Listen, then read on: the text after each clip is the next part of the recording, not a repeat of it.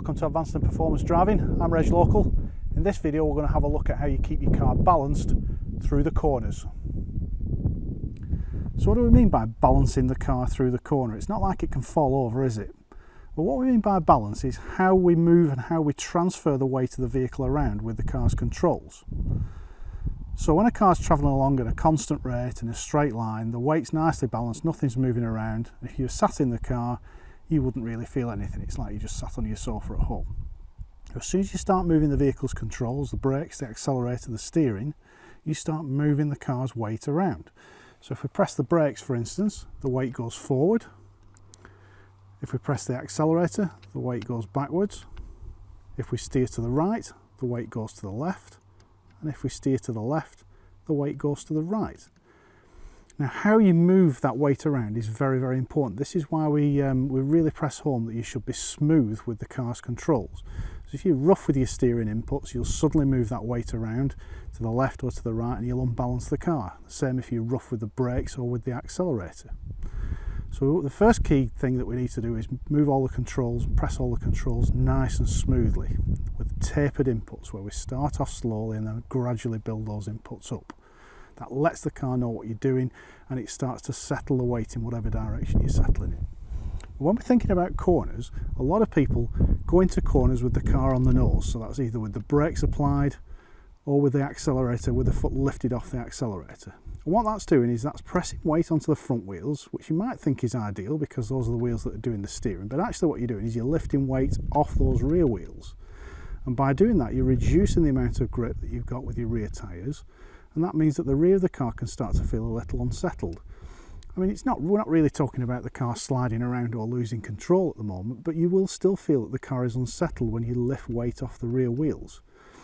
So it's important as you enter a corner that instead of going in on the nose with the weight lifting up off the back wheels, that we start the acceleration process immediately as we turn into the corner. So in other words, as you turn into the corner, just start pressing the accelerator a little bit. That'll press the back of the car down.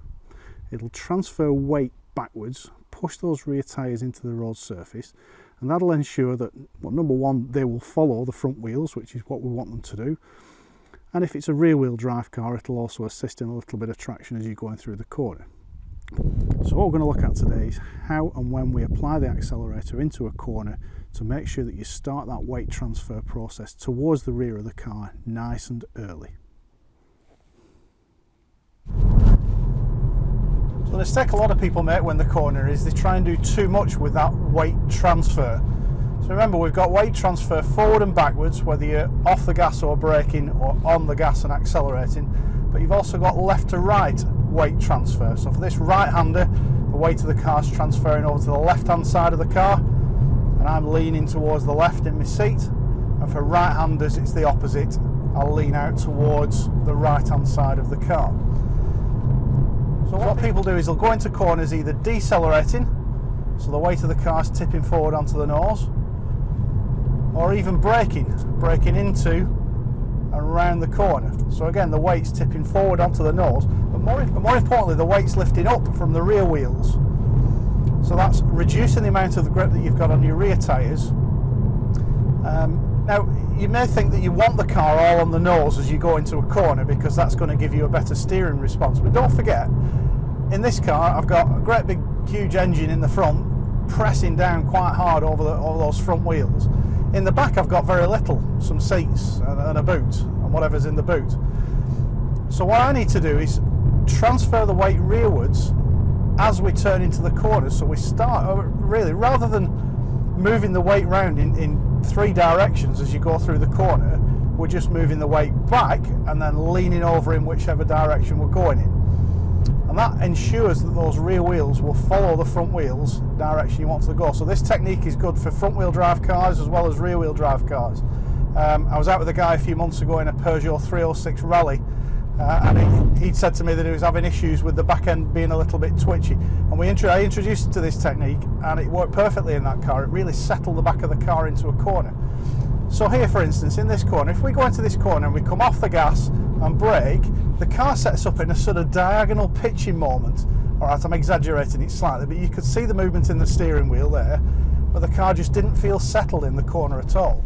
Whereas for this corner, If I take a lower gear and start accelerating as I turn into the corner and keep that acceleration on all the way through the corner, all I'm doing is leaning back, the car's leaning back and leaning over to the right into the corner. The car is settled and balanced through the corner. Now, we're not talking about speeds where the car will be getting anywhere near the limits of its grip. This is a really good technique, even just at ordinary speeds. Now, this technique is different to the technique that you use on track or in competition driving. You're on track, your priorities are different. Your priorities are to shave tenths of a second off your lap time. So what you'll find with track drivers and racing drivers is they'll brake as they're turning into the corner, they'll brake right up to the apex and then introduce the throttle on the way out of the corner, and that's a way of continuing carrying as much speed into the corner as they possibly can. But on the road, our priorities are different. On the road, our priorities are, firstly, we've got to be able to stop in the distance we can see to be clear, but we want a nice, smooth, controlled drive. And even if we're carrying quite a bit of speed into corners, we want to be able to do it with a little bit of panache and a little bit of flair and keep the car balanced all the way through the corner.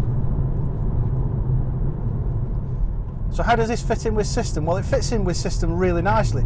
If you can get into the flow of getting your position correct on the approach to a corner, getting your speed right before the corner, and then getting your gear before you get to the corner, then you've nothing left to do then other than turn the wheel and press the accelerator. And we are literally looking at turning the wheel and pressing the accelerator exactly the same time. So think about what's happening. If we've got our position correct and we've got our speed correct on the approach to a corner, what we don't want to do then is lose any more speed. But if you don't do anything with the accelerator pedal, the first thing that's going to happen as you turn into that corner is your front wheels create more friction with the road surface. It's going to slow the car down. And we don't want to slow the car down. We've already set our speed for the corner.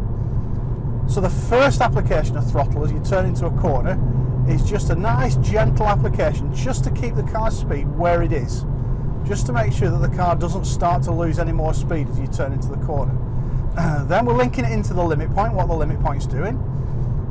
So we're looking at the limit point, and as that limit point starts to move away from us, then we can follow it with a little bit of acceleration. So let's look at this corner up ahead. I'm going to take a position towards the white centre line. Speed and gear are okay. As that limit point starts to move, I'm pressing the accelerator now, just gently. And it's literally just as we turn into the corner. Same for this one. The limit point's starting to move. I'm turning the wheel and pressing the accelerator both at the same time. Now, you'll not be able to see much movement in my right foot. It's quite subtle. A little bit of brakes for this one. And then gentle acceleration just to balance the car all the way around the corner. And gravity's helping us here. We're going downhill, so I'm not really needing to press the accelerator much at all. Just allow the car to accelerate through the corner and it stays nicely balanced all the way through. So although the principle of balance in a car where you've got four wheels and four tyres in contact with the road may seem a little alien, actually I think it's a really good description. We are balancing the car through the corner with a nice application of throttle. So again, through this series of bends here, position, speed's okay. As I turn the wheel, press the accelerator just to balance the car. Position, speed's okay, gear's good. Gentle acceleration through the corner. So let's see how the principle works with some higher speed cornering. Keeping the gas on in third gear all the way around this nice long quick right-hander, and the car feels really settled and balanced. It's such a nice feeling. To be honest, you'll feel when you get this right. You don't need somebody telling you whether you've got it right or not. This is definitely a feel thing. You turn into the corner, press the accelerator, just keep a little gentle application of throttle all the way through the corner. I mean, these Scottish roads are fantastic to practice this principle on because most of these corners tend to be a constant radius. Once you're in the corner, you've found the radius of the corner, and you can just keep a nice application of throttle all the way through the corner. Let's have a look for an overtake here and move into the near side on the approach to the corner. Just using acceleration sense to get into a following position. I'm going to keep a near side position and look for the opportunity to present itself. Nothing on at the moment. It's got the crest in the road. I'll keep moving the car around for the view, keeping an offside view here. I'm moving near side because I can see the road's going around to the right. As the view opens up, there's the overtake, and we can just roll past him very nicely and into a following position on the car in front. Checking the mirrors, going back into the near side, plenty of time. And again, rolling into a following position on the car in front, and we can resume our cornering. So just a little bit of brakes to hold me back into a following position, off the brakes, third gear, and then balancing the car on the gas through the corner. Just holding that nice following position now. Tucked into the near side, looking past the car in front, waiting for the view to open up. There it is.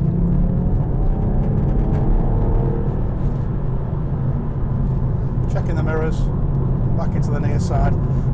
So on the approach to this right-hander now, position and speed are good, the gear's okay. I'm going to gently accelerate, gently press the gas pedal as we go around. Looking at the next right-hander, the limit point's starting to move now, so I'm into the near side, position and speed are good. And as I turn into the corner, I immediately press the accelerator pedal, and then just increase that pedal pressure as we go through the corner.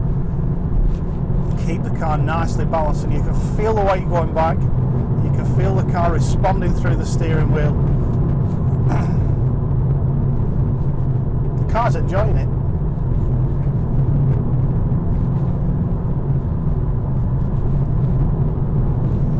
Again, we'll move up into a following position on the van in front. I'll have a little bit of brakes on the straight before the corner to match the van speed. And then off the brakes, down to fourth gear, rolling up into a following position. Still keeping a little bit of gas on in the corner to keep the car balanced, straight into the offside and onto the overtake. Just checking the mirrors, back into the near side again. Keeping fourth gear, keeping a bit of acceleration on through the corner, all the way around. And then just easing off as we get to the brow of the hill until the view opens up.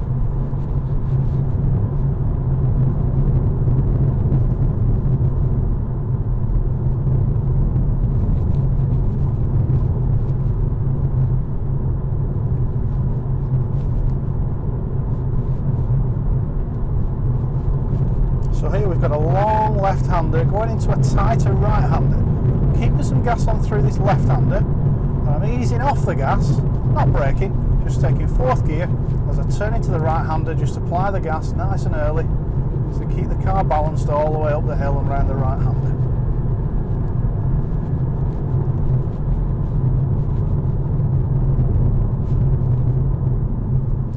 So that's the principle of balancing a car through a corner. Early application of the accelerator pedal. Got any questions or comments, post them below. Don't forget to subscribe, and please go and have a look at the website www.reglocal.com. There's loads more information there about advanced and performance driving. Until next time, thanks for watching.